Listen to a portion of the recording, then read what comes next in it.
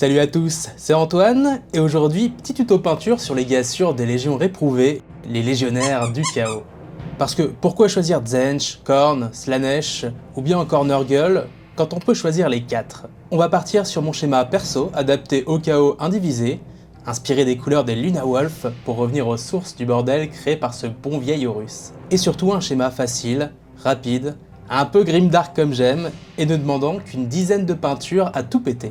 Allez, sans perdre plus de temps, on sort les pinceaux et on se plonge à corps perdu dans le chaos des dieux sombres. Et hop là, un petit gars d'assemblée auquel on a ajouté une sous-couche blanche, du White Scar, pour commencer, et on va pouvoir s'attaquer aux couches de base. Pour commencer, qui dit Marines du chaos dit pique un peu partout. On va peindre les rebords de l'armure avec du Balthazar Gold. C'est de loin l'étape un peu pénible sur les Astartes Renégats. Alors on y va de bon cœur et sans se prendre la tête. On est sur les couches de base après tout. On peut dépasser, on nettoiera le petit bonhomme un peu plus tard avec du Corax White, et ce sera parfait. On se concentre peu sur la peinture, et plus sur ce qu'on va pouvoir faire de ce petit gars parce que, si vous l'ignoriez, il s'agit en fait là d'un des meilleurs membres à enrôler dans sa kill team. Les légionnaires de base sont très forts grâce à leur capacité leur permettant de changer d'allégeance à chaque activation. Besoin de passer sous un feu nourri? Hop, Nurgle. Besoin de tirer comme un sourd et d'ajouter des actions? Bim, Tzeentch et c'est parti. Bagarre en prévision? Vous choisissez Khorne et il y a toujours le petit père Slaanesh pour vous déplacer un peu plus vite sur le premier tour si vous le désirez. Bref, au-delà de votre chef et du porticone, je vous conseille vraiment d'en ajouter un, voire deux, à votre équipe. Vous risqueriez d'être surpris par leur efficacité et vous savez quoi? On en a fini avec les picots et on va pouvoir passer aux métaux. Et pour ça, on va choisir du Lead Belcher. On va en mettre sur tous les tuyaux et les jointures de l'armure ainsi que du casque, et bien sûr sur son pistolet bolter et son épée tronçonneuse. Une petite pointe de Khorne raide pour les lentilles, et pour les couches de base, eh bien, c'est déjà terminé.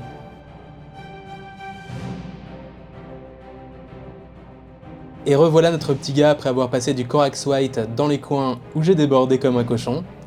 J'en ai profité pour remettre un peu de Balthazar Gold dans le symbole creusé dans l'épée, et un peu de Khorne raide sur l'œil au centre du pistolet, et il est bon pour partir à la douche. On va l'arroser copieusement de Shade, un mélange d'un tiers de Nuln Oil, un tiers d'Agrax Earthshade, et un tiers d'eau fraîche et pure que nous accorde la nature. On va en mettre partout. En séchant, il est possible qu'une bulle d'air laisse apparaître un peu de blanc pur. Dans ce cas, il suffit de reprendre rapido son mélange, et d'en remettre une goutte là où la shade ne s'est pas répartie convenablement.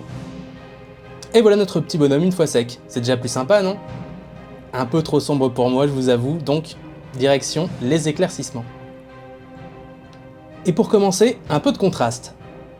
Du Skeleton Horde sur toutes les parties osseuses de l'armure, comme l'épaulette, les cornes du casque et les crânes présents sur l'armure. Et pour son pagne, on va prendre du Snakebat Laser, et on va aussi en appliquer sur le cuir de la ceinture du holster. Un peu de Whitewood pour varier les couleurs sur le holster. Et on va pouvoir s'attaquer au blanc. Pour ça, on prend notre Corax White et on va en appliquer sur les parties prenant naturellement la lumière.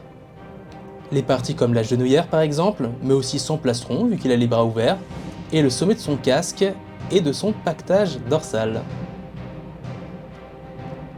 Le Corax White, bien qu'assez solide pour du blanc, va certainement avoir besoin d'une deuxième couche, voire 3, pour avoir un rendu opaque.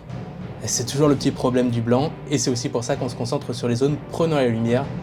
Ce serait bien trop pénible de rééclaircir toute l'armure. Et en vrai, ça risquerait aussi de rendre la figurine moins réaliste. Donc, less is more. On va juste appliquer un petit brossage à sec avec notre blanc sur les mains et les arêtes du pactage. Si une vilaine tache de shade s'est déposée sur votre figurine en séchant, n'hésitez pas à lui passer un coup de brossage aussi pour l'atténuer. Un dernier brossage de Screaming Skull sur les parties osseuses ayant reçu du Skeleton Horde précédemment. Les crânes, tout ça, et vous savez quoi? Notre légionnaire peut rejoindre la zone de combat. Merci à tous d'avoir regardé ce tuto, j'espère qu'il vous aura plu. Si vous avez des questions, n'hésitez pas à les poser dans les commentaires, on sera ravis de vous répondre. Et si vous avez aimé cette vidéo, n'hésitez pas à nous laisser un pouce bleu, à la partager, vous abonner, acclamez votre amour du chaos en commentaire et je vous dis à bientôt pour une prochaine vidéo, salut!